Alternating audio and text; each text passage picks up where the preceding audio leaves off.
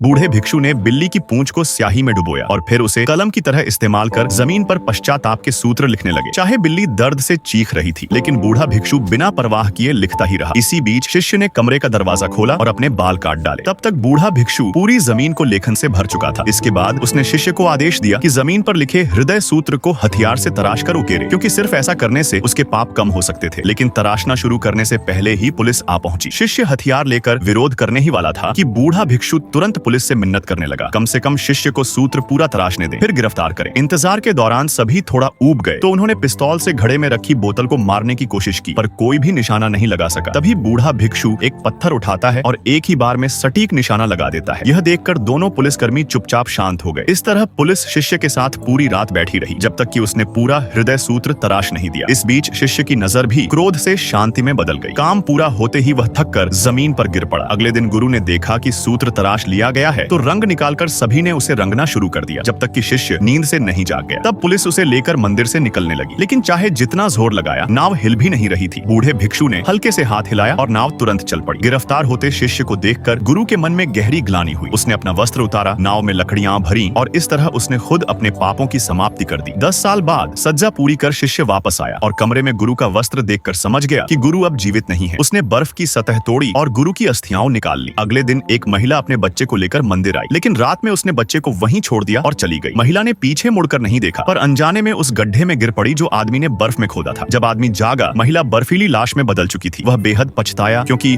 उसकी खोदी हुई बर्फ की खाई में एक निर्दोष की मौत हो गई थी। फिर उसने अपनी पीठ पर पत्थर लाद लिया और सच्चे मन से अपने पापों का प्रायश्चित करने निकल पड़ा। वह पहाड़ की चोटी तक चलता रहा। भले ही उसके पैर लहूलुहान हो गए, लेकिन उसका पश्चाताप नहीं रुका। चोटी पर पहुंचकर उसने बुद्ध की मूर्ति रखी और गुरु द्वारा सिखाया गया हृदय सूत्र मन ही मन दोहराने लगा।